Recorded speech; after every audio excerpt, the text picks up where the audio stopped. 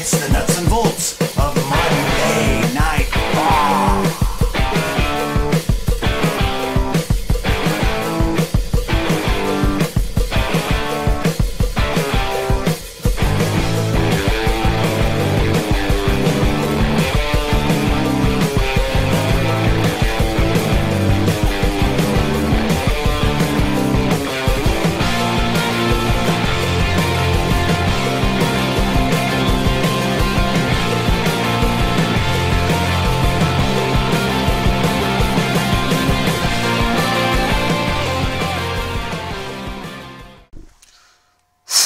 Yeah, baby.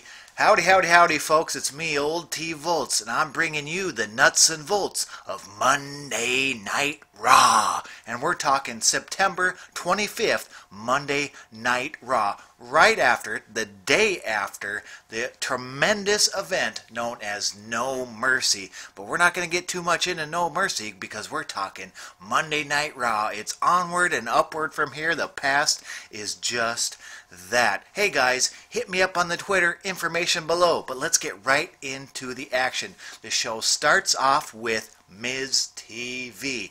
Hey, if a show's going to start with talking, it might as well be one of the best in the business, and that's The Miz. And his guest is none other than the guy that beat John Cena at No Mercy, the big dog in the yard, like him or not, Roman Reigns. And he was talking smack on both sides, and by he I mean The Miz and Roman Reigns. Roman Reigns is really turning into a smack talker.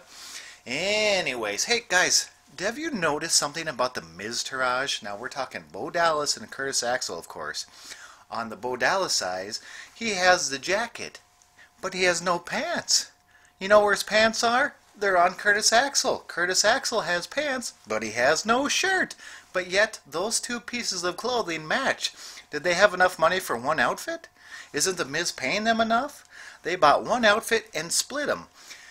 Curtis Axel got the better end of the deal because it is wrestling, so a guy walking around with pants with no shirt on is a little more normal than a guy walking around with a jacket on and no pants. Anyways, just a little observation that I thought was a little weird.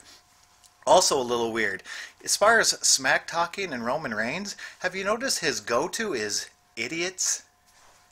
Quotation? I was a little off on my quotations there. Let's try it again. Idiots. Not the best choice of language, and let's face it, is that the best he can do? Just calling people idiots again and again and again? He calls The Miz idiot. He calls Bo Dallas an idiot. He calls Curtis Axel an idiot. Dude, come up with a better slam. And idiot, it just sounds... It sounds juvenile. Sorry, I don't usually get on the let's beat on Roman Reigns and pick on Roman Reigns bagwagon, but come up with some better material. Speaking of better material, Raw GM Kurt Angle comes out and he makes some matches for tonight. We got The Miz taking on Roman Reigns in a non-title matchup, and we have the Miz-tourage taking on the odd combination of Matt Hardy and Jason Jordan. We'll talk about that in a little bit. But first, we have the tag team matchup of the Miz-tourage, that's right, Mr. No Pants Bo Dallas and Mr. No Shirt Curtis Axel. Sorry, Kurt, don't mean to be picking on your kid Joe there, but the guy's got no shirt and his partner's got no pants. But I do like the Miz-tourage. And they take on the very odd combination of Matt Hardy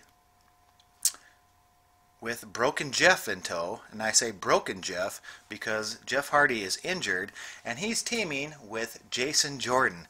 What an odd tag team combination, don't you think?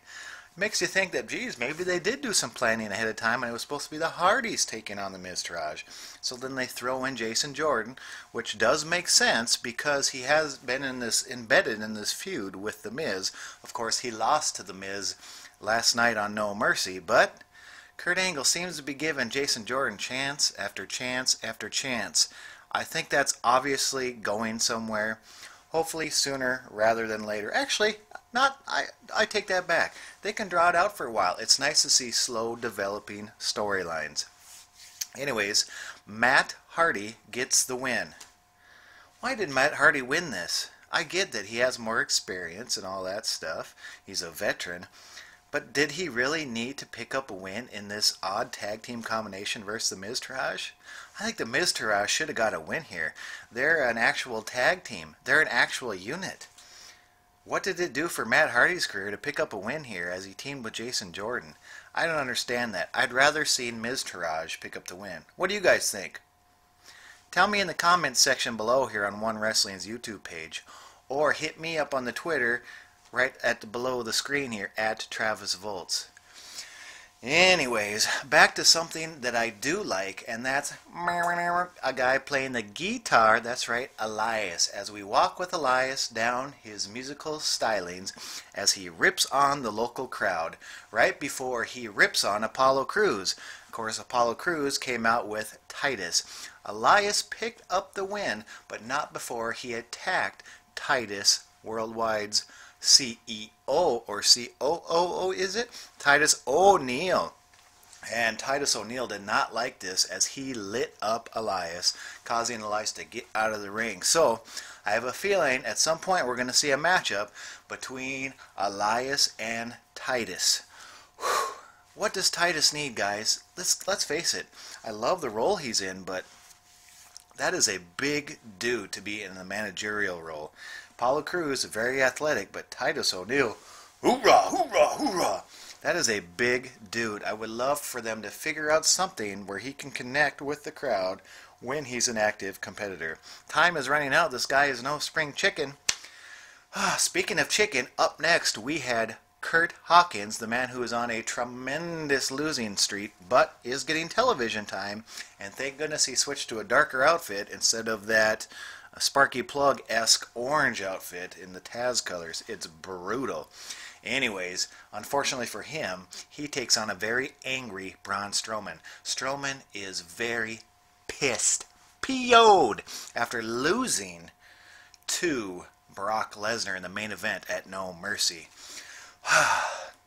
Let me say this was not really a matchup because Braun Strowman chased the chicken Kurt Hawkins right out of the ring and eventually caught up with him on the stage and slammed him through the background of the stage area right below the Titantron. It was tremendous. Not for Curtis Hawkins, who I'm sure is in the hurt bag today, but it was a great visual, and this turned into a matchup between Braun and Dean Ambrose. Why? Because he says, I want some competition. That was a horrible impression. I want some I'll stop. Braun Strowman wants some competition, and out comes the crazy, the lunatic fringe, half of the tag team champions, Dean Ambrose. What is he doing in this matchup? At first I'm like, what is going on? Why would he join this matchup?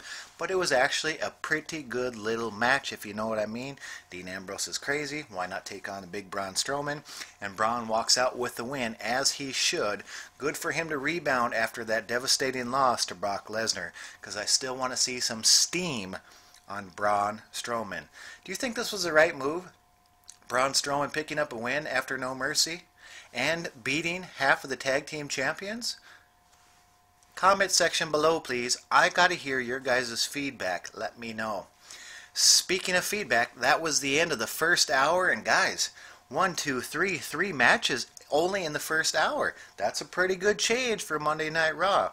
Let's get into the second hour, and we see the suddenly even increasingly annoying Enzo, the new Cruiserweight champion, right at No Mercy yesterday, as he asks Kurt Angle he wants a championship celebration. And it became very obvious very early that Enzo has had a bit of a change in attitude, and not a good one if you're a fan of Enzo Amore. He is a... Look at the bottom of your foot. That's what he is. He's a heel. That's right. He's the end of a loaf of bread all of a sudden. This guy is annoying. And let's face it, it's not so subtle, which is a good thing. I'll get to that in a little bit. First, we have the women's champion, Alexa Bliss, and she's in the ring talking her usual smack, saying she cleaned out the division, and then comes out the veteran Mickie James. Mickie James, I don't know how much longer you're going to be going there. Let's face it, as good as you once were, or, sorry, excuse me, as good as you are now, Alexa Bliss is right. There is quite an age gap there. But They got to do something with Alexa Bliss. She actually has beat pretty much everyone in the division. So until Asuka comes at TLC in December, that's going to be big. She needs somebody else to have a program with, and by program I mean a storyline with. A la enter Mickie James. And Mickie James, say what you want about her age, say what you want about her prime, she had a brutal, tremendous punch and tremendous kick to the face of Alexa Bliss. That was the best part of that segment. Next, we had the other half of the Tag Team Champions, Seth Rollins taking on Sheamus. Now I'm at the point in Monday Night Raw, I'm like, what is this? WCW's Battle Bowl? Do you remember Battle Bowl when they took all these wrestlers and they put them in odd matches, broke up tag teams? That's what Monday Night Raw felt like. What was going on with the tag teams tonight? There wasn't a single regular tag team. They were breaking them up in singles matches. They were teaming them with other people. This was just a very odd Monday Night Raw, and it doesn't really change from here on out. It's a very strange one. Is that a bad thing? Let me know in the comment section below. Me, personally, not necessarily a bad thing. It was something different. I just don't like to see tag teams broke up like this. And I'll be the first to tell you, I was wrong about the tag team of Seth Rollins and Dean Ambrose. I really liked them in the tag team division because they lost something as singles competitors. So why not put them in a solid tag team? And let's face it, they're embracing it. They're doing really good. Anyways, when I think of Sheamus, I think of his tag team partner, Cesaro. Ooh, the teeth. Did you see his teeth injury last night on No Mercy? I thought they knocked out half of his front two teeth. I'm like, who breaks them in half like that? It turns out they didn't break. They got jammed up into his gums. Brutal! That actually, something similar happened to me when I was in the ring back in the Dizzy. I was outside the ring and I was attending to my partner, and a guy named Truth Martini flew out of the ring, landed back on the back of my head. It was killing me. I stood up and I felt this whole top roll of my teeth hanging loose. Oh, and I don't mean hanging loose, Shaka Bra, brother. I'm talking, these things were about ready to fall out. I was PO'd. Things became very serious very soon. And that was at the beginning of the match. I had to finish the match with my teeth hanging like that. Do you think I was nervous that they were going to fall out? Yeah, I got that right, brother. Hey, they're still there, though. Thank goodness. Cesaro, he's going to require surgery because they got to pull those teeth down. Ooh, brutal. Back to this matchup. Seth Rollins picks up the victory over Sheamus. So a bad couple days for the tag team known as The Bar, who, let's face it, is one of the more solid tag teams now. They've really become that way. Speaking of tag team, Luke Gallows and Carl Anderson, remember them? Apparently Monday Night Raw didn't because they were nowhere to be found tonight. Come on, find something good for these guys. These guys are good. Maybe they were outside partying with their old pals, the Bullet Club. I'm talking about the Bullet Club on a Monday Night Raw review? Why? Well, word on the street was the Bullet Club was in the area as Cody Rhodes, Ring of Honor champion and Bullet Club member, was leading the charge, teasing an invasion angle on Raw. So I think a lot of fans that knew about this were waited with bated breath for something like that to happen. Of course, we never did see that, but good job, Cody Rhodes, creating a buzz. We really love the career of Cody Rhodes right now. Let's get back to Monday Night Raw. We see Goldust is back. How do you feel about Goldust? Just has the makeup back on again and he's backstage? I get it. Goldust is much more well known than who he really is, Dustin Rhodes. But being a fan of the Rhodes family, being a fan of Cody, being a fan of Dusty, and being a fan of Dustin, I was hoping for more Dustin Rhodes. It looked like we were going to see that. Unfortunately, we got Goldust back. Not necessarily unfortunately, I get it. That's what he's known as, mostly by more people. Anyways, he says that I am not a victim to old pal Finn Balor. Bingo! But he doesn't care for Finn mentioning Goldust. He basically saying, Finn, don't put Goldust in your mouth. Oops, that sounded bad. Don't use the name of Goldust coming out of your mouth. I'm just going to stop on that. Anyways, Goldust takes exception to Finn even mentioning him, and he pops him in the face and then beats him down. And that's right, we're going to have a matchup. later on, I guess. Yeah. And that's exactly what we got. A matchup after the commercial break. Finn Balor is back battling the old jacket again. Hey, I like this guy's gear at No Mercy. It was something about it, the gray tone. I was really hoping he was going to wear it again on Monday Night Raw. Finn Balor did not wear it. He was back in black as he beat Goldust. So Goldust career, I don't know. I'm glad that they're using Goldie. He's a veteran. He's great. It's nice to see him. But if you just keep losing and you just keep losing, people tend to stop caring. Speaking of stopping caring, at the end of the matchup, they played Bray Wyatt's music again, trying to freak out Finn Balor.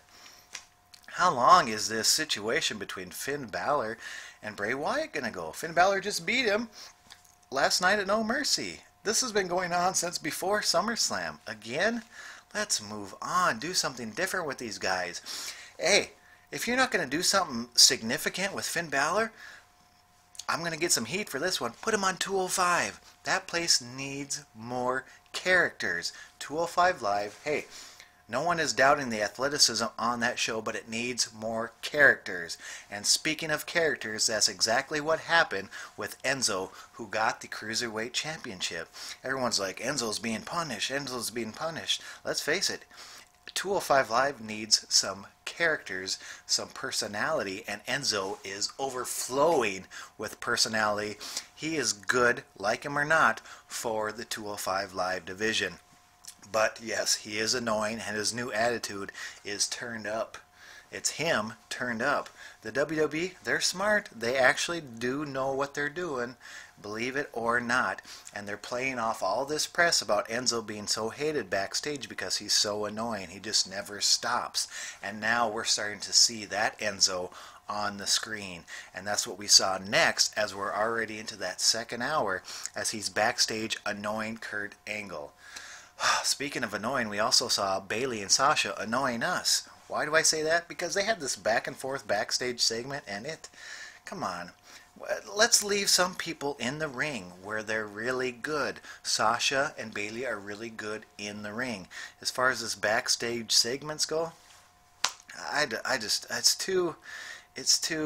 can't even say it's too soap opera like because it's just not even that good. Just stick to the ring, girls, please. That's not anything to do with females. That's anyone. There's plenty of the guys backstage talking that just need to stick to the in-ring competition, please. Speaking of in-ring, we had the tag team, the in-ring main event, as far as a wrestling match goes, between Nia Jax and Emma as they took on that team of Bayley and Sasha Banks. Well, Bayley picks up the victory over Emma here. Not a whole lot to talk about in this one, other than good to see the ladies in the main event spot again. Then right before the commercial break, we have Enzo backstage being very arrogant, very cocky, very annoying. Purposely annoying. This guy, quite obviously, if you haven't figured it out by now, has changed his ways and he is a bad guy. That's a good thing. Enzo, he's so much better. He's, he was kind of starting to split the crowd already when he was a good guy. People were starting to be annoyed by this guy. Let him be him. Annoy people on purpose. That's right. I love Enzo as a bad guy, and that's what we saw next as he's in the ring having this very over-the-top championship celebration. And I don't mean balloons and flyers. I mean his mouth was over the top. And he gets so bad, he's putting people down so bad that the entire 205 Live roster comes out on stage and he starts roasting them, making fun of each and every one of them. It was almost hard to dislike Enzo because it was funny. Some of the stuff he was saying. The Captain Underpants for, I think it's Drew Gallagher. See, I have to think about, I think Captain Underpants is Drew Gallagher. That's what I'm talking about. We need characters that we can remember, that stand out, some personality, and that's what Enzo brings to the 205 Live division. Think about it. They closed the show with the 205 Live guys. And why? Because of Enzo. And another guy, former champion now, Neville comes out. And how about the look on Neville? I'm not talking about the satellite ears as Enzo talked about his ears. I'm saying the face. Neville is gold. This guy had the look of a guy that just lost his most prized possession the night before. He looked like the Walking Dead, his eyes. I mean, was this guy wearing makeup? I don't know. He had a tremendous, upset, despondent look. Neville is so good, and he got on the microphone and he did so good again. Neville is great. Now that Enzo is a bad guy, is Neville a good guy? It sure seemed that way, as he seemed to be leading now the group that he used to be hating on, and the 205 Live Division guys I'm talking. He was like the Pied Piper now. This guy was following them, and he went right into the ring, and because he had had enough of the very annoying, over the top with his mouth, Enzo Amore, and he beat him down bad. Hit his red arrow splash and everything, and that's how he went off the air. A little bit confusing, because now we're obviously supposed to hate Enzo Amore, and it's not hard to do, and maybe we're supposed to like Neville, but the show goes off the air with him beating down Enzo. A little bit confusing. I would like to see them clean that up a little bit. We're supposed to have sympathy for good guys, and we're supposed to hate the bad guys, and Enzo, quite frankly, is a bad guy now, and we go off the air with him getting a beatdown. We're not going to have sympathy for him after everything he's done. A little bit confusing, but thanks to Enzo Amore, suddenly I'm more tempted to tune into 205 Live. So brilliant job, WWE. What do you guys think of this change with Enzo Amore and what the WWE is doing with the 205 Live division? I'm sorry, I can't quite hear you. Let me know in the comment section below. And thank you for sticking it out till the end to hear that question. Guys, hit me up on the Twitter. I love when I hear from you guys. I'm pretty good about getting back to you guys. And I want to thank OneWrestling.com for giving me a voice here to talk about Monday Night Raw as I bring you the nuts and bolts. And until next time, guys, stay loose. I don't know what that means. We'll see you next time, brother.